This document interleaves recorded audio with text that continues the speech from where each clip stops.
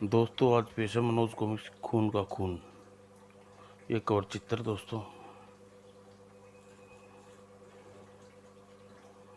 शुरू करते हैं दोस्तों।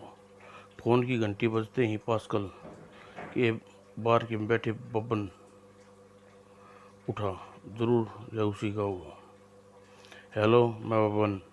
हम जानते हैं माल मिल गया।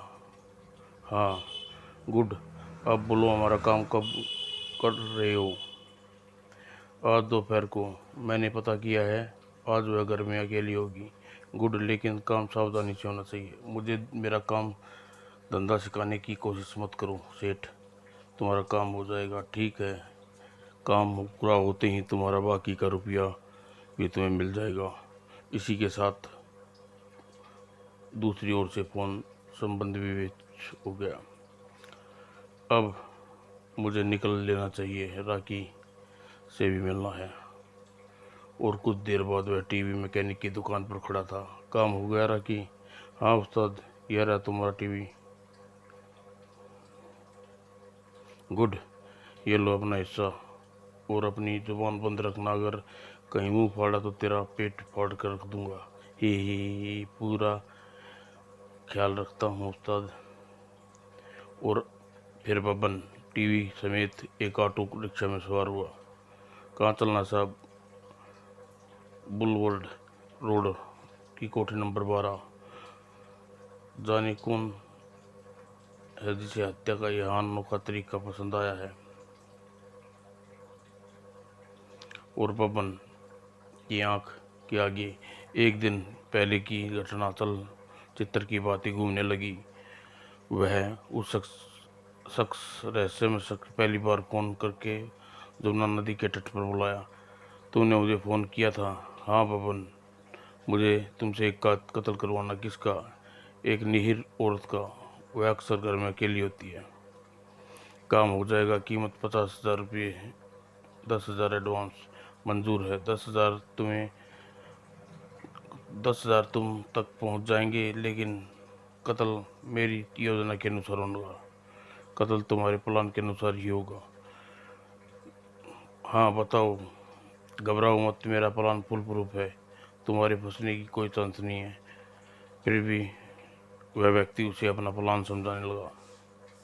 और आज बबन उसी प्लान के अनुसार कत्ल हत्या करने की जा रहा था। उधर बुलवर्ड कोठी नंबर 12 के भीतर उप गर्मी का मौसम। शॉपिंग करने जाना है। एक मुसीबत है भी। ओह, कौन मर रहा इस वक्त? दरवाज़ा खोलिए। नमस्कार मैडम, क्या माथुर साहब कोठी पर हैं? हाँ।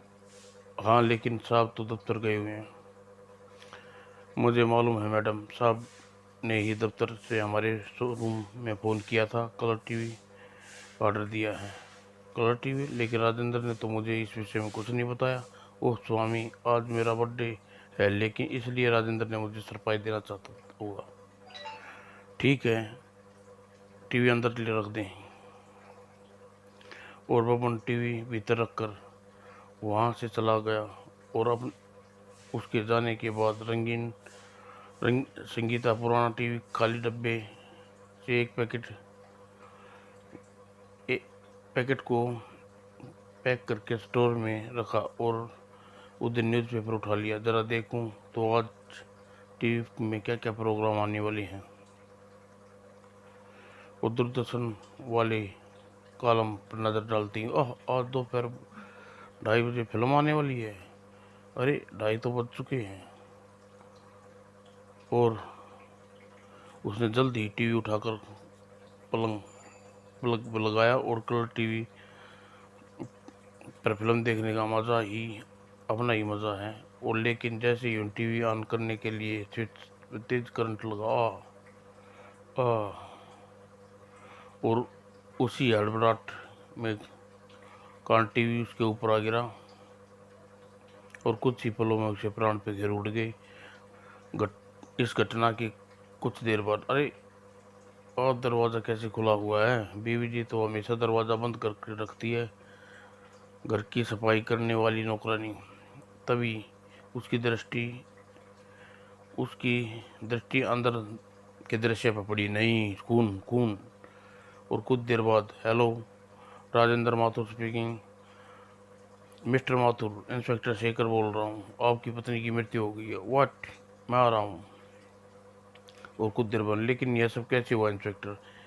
हमें लगता है टीवी के स्विच ऑन करते समय टीवी में करंट आने की वजह से आपकी पत्नी की जान गई है। यह टीवी यह टीवी तो हमारा नहीं है। क्या कहा? यह टीवी आपका नहीं है। लेकिन ठीक है, मैं ठीक कह रहा हूँ इंस्पेक्टर साहब। ओह, तो यह टीवी यहाँ पर पहुँचा कैसे आया? सर, कहीं ऐसा तो नहीं मिसेज माथुर की हत्या की गई और यह टीवी हथियार के रूप में प्रयोग किया हो? तुम्हारी बात में दम है गुप्ता? इस कत्ल का केस हो सकता है। ओह, लेकिन इंस्पेक्टर साहब, हमारी तो किसी से दुश्मनी नहीं है। फिर संगीता की हत्या किसने की होगी? तुम दुश्मन कुछ दुश्मन दोस्त की हालत में छुपे रहते हैं, लेकिन आप चिंता ना करिए, हत्यारा हमारे से बातों से बच नहीं पाएगा। और उसी रात पार्सल के बारे में। शाबाश बबन, शाबाश, तुमने अपना काम बहुत अच्छे ढंग से किया, अंजाम दिया है। हम तुमसे खुश हैं। मतबल की बात करो सेठ, मेरे बाकी क्या रोकड़ा का क्या हुआ?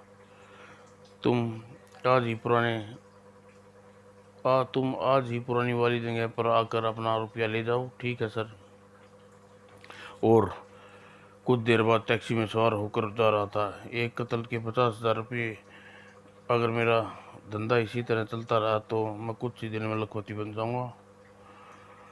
और जल्दी वह यमुना नदी के तट पर पहुंचा। खड़ा था जहां पिछली बार उस रहस्यमय शख्स से मिला था। यहाँ तो कोई नहीं। शायद कहीं फंस गया होगा, या शायद बैठकर इंतजार करता हूँ। लेकिन वह नहीं जानता था कि एक साया उस पर निगाह रखे हुए है। बेचारा बबन 50,000 का मानसिक मालिक बनने की इच्छा से दिल में दबाई ही इस दुनिया से कूच कर जाएगा। और अगले ही पल यहाँ, ओह, अपराध का कोई भी सबूत छोड़ना सबसे बड़ी मूर्खता होती है। अगली सुबह पुलिस स्टेशन में। ओह, ठीक है, तुम पहुंचो, मैं पहुंचता हूँ। राम सिंह, यमुना तट पर लवारिश लाश मिली है, फौरन चलने की तैयारी करो। ठीक है साहब। और क्षण और कुछ क्षण बाद यमुना तट पर। सर, गोली लाश की पीठ पे लगी है। लाश की शिनाख्त हुई? Click click. नहीं सर। तो कल की अखबार में फोटो छुपाओ, शायद इसकी शिनाख्त का कोई मदद मिल जाए सके। और अगले दिन शाम को। नमस्ते साहब, ऑटो रिक्शा चलाता हूँ। आपने अखबार में जिस आदमी की फोटो छपा है, कल मैं बुलवर्ड रोड पर उसके पास एक टीवी था साहब। ओह, यह तो एक बहुत बड़ी सफलता में हाथ लग गई। इसका मतलब मकतूल संगीता माथुर का कातिल था। क्या तुम मुझे वहाँ ले चल सकते हो जिस जहाँ तुमने आदमी को ऑटो में बिठाया था? क्यों नहीं साहब, आप अभी मेरे साथ चलिए। और अगले क्षण, जल्दी साहब, यही वो जगह है। ठीक है, अब तुम जा सकते हो। यह लो अपना किराया। और इधर उधर नजर दौड़ाते हो। हत्या के लिए राखी इलेक्ट्रॉनिक्स से खरीदे गए टीवी का इस्तेमाल किया गया है। क्यों ना यहीं से शुरुआत की जाए? और यह सोचकर वह दुकान पर पहुंचा। सर, कहिए, मैं आपके लिए क्या कर सकता हूँ? ओह राखी, यह जेल से कब छूटा? राखी को मुजरिम था इंस्पेक्टर साहब, उसे फौरन पहचान लिया। लेकिन उसने यह बात उसे जाहिर नहीं बोली। मुझे एक टेलीविज़न बम बनवाना है। टीवी बम? क्या मैं क्या क्या बात कर रहे हैं साहब? कहीं टीवी बम भी होता है? अचानक शेखर ने उसे झपट पड़ा। साले, जब साले जब तेरे जैसे 10 नंबरी आदमी टीवी रिपेयरिंग की दुकान चलाते हैं तो टीवी बम क्या हवाई जहाज बम भी बना सकती हैं। आह, यह क्या कर रहे हैं साहब आप? मैं तुझे खूब अच्छी तरह पहचानता हूँ राकी, तू एक सजा याफ्ता मुजरिम है।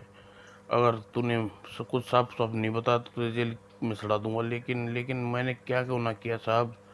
आ रामजादे, यह बताऊंगा तुझे। पता हुआ टीवी तूने किसे दिया था? कौन सा टीवी साहब? आप क्या कह रहे हैं? मुझे कुछ समझ में नहीं आ रहा। साले लगता है तू ऐसे नहीं मानेगा। तड़ा खाई। आ उफ। राकी शायद ज़्यादा ही मार खाने के मूड में नहीं था। मुझे छोड़ दो, आपको बता दूंगा साहब। आखिर मेरा अंदाज़ा सही निकला, साबित हुआ। बोलो किसे किसके कहने पर तूने वह टीवी कातिल टीवी का तैयार किया था? बब्बन के कहने पर। इस काम के लिए मुझे उस 5,000 रुपये दिए थे। बब्बन कहाँ रहता है? यह तो मैं नहीं जानता साहब, लेकिन वह अक्सर पास्कल के बार में मिलता है। पास्कल बार? हाँ। अगर तुम्हें झूठ बोला तो एक बार फिर सोच लो राकी, तुम्हारे लिए बहुत बुरा आदमी साबित होऊंगा। मैं सच कह रहा हूँ साहब, कसम से। और सिद्धि पार्सल के बार में। बब्बन कहाँ है? पार्सल बब्बन? कौन बब्बन? तुम्हारे चेहरे के भाव बता रहे हैं पास्कल, तुम बब्बन को अच्छी तरह जानते हो। अतः बुद्धिमानी इसी में है कि बब्बन के बारे में जो भी जानते हो सच सच बता दो, वरना इस बार अभी अभी बंद समझो। जी जी जी। तो फिलहाल फटाफट चालू हो जाओ। बब्बन एक पेशेवर हत्यारा है साहब।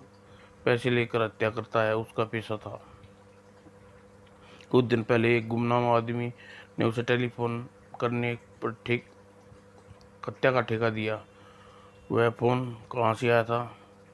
मैं इस बारे में कुछ नहीं जानता साहब। पास्कल, जब कोई खास बात याद करो तो तभी बबन को टेलीफोन के संबंध में बताई तो।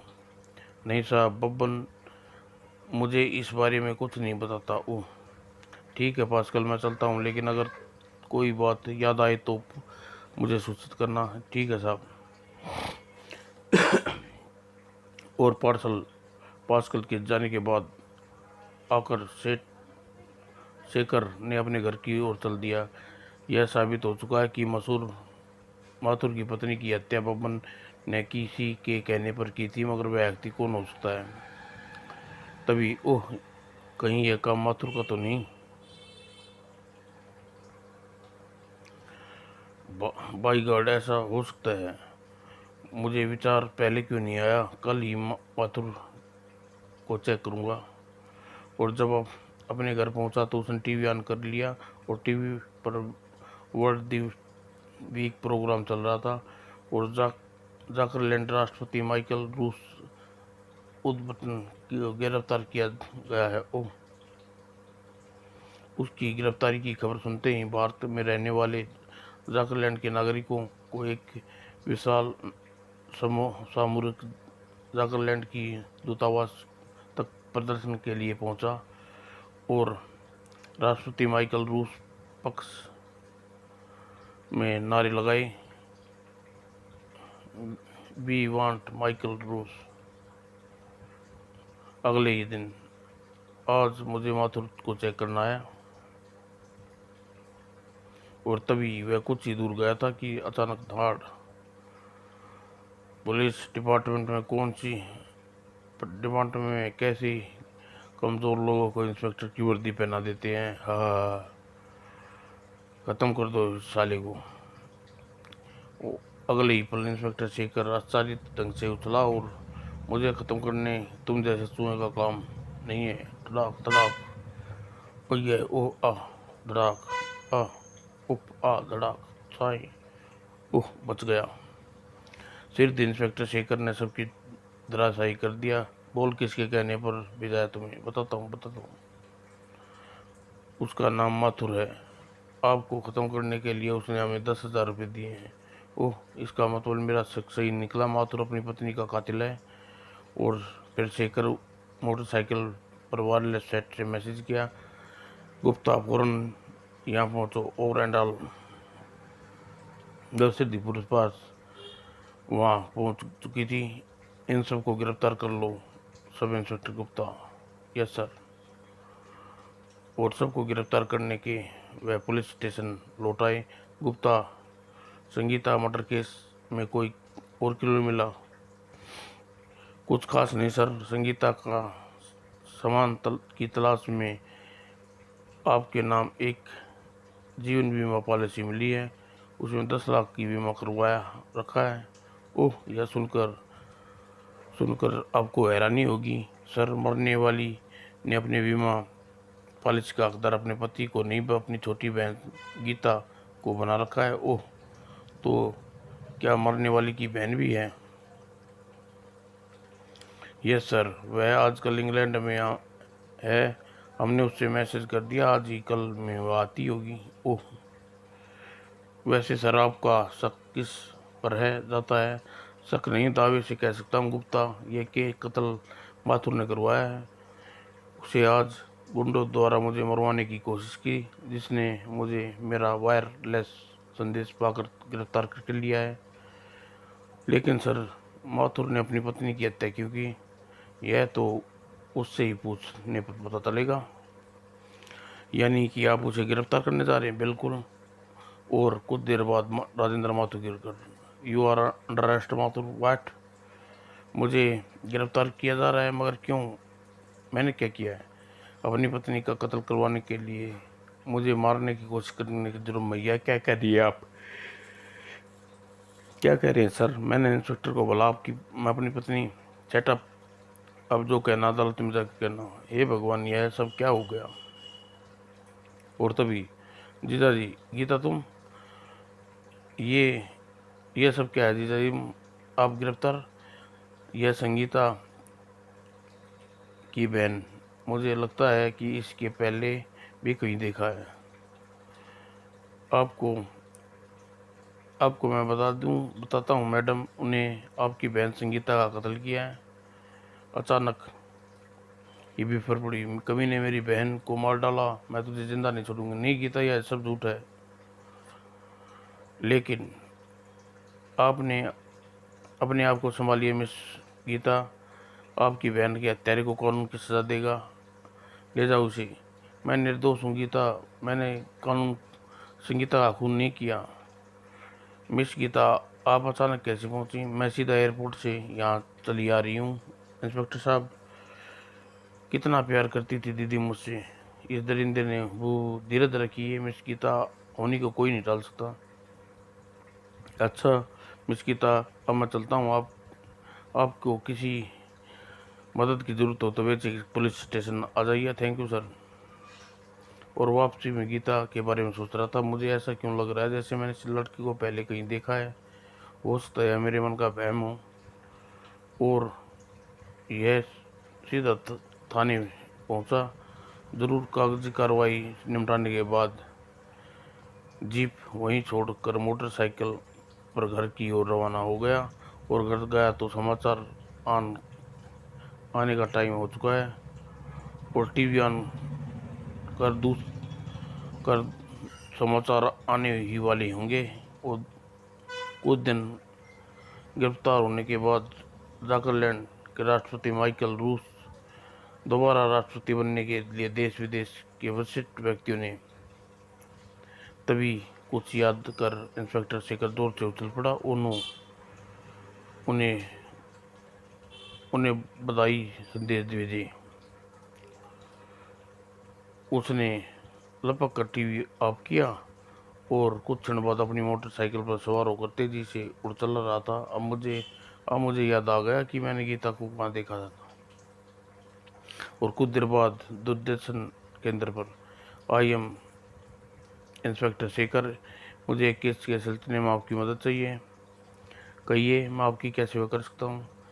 क्या आप मुझे इस महीने की 20 तारीख की वर्ल्ड विश वीडियो सेट का एक बार दिखाने का इंतजाम कर सकते हैं? वाइट नाइट लेकिन क्या मैं जान सकता हूँ माजरा क्या है?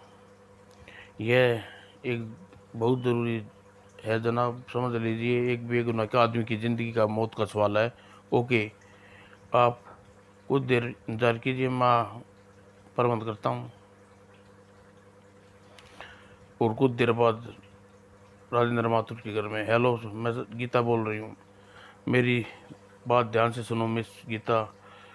मैं तुम्हारे रहस्य को जानता हूँ। अगर तुम मेरा मुंह बंद रखना चाहती हो तो 1 घंटे में 10,000 रुपये लेकर मुझे जमुना के पुल के पास मिलो। कौन हो तुम? क्या बकवास कर रहे हो? बकवास ज़्यादा चालाक बनने की कोशिश मत करो गीता।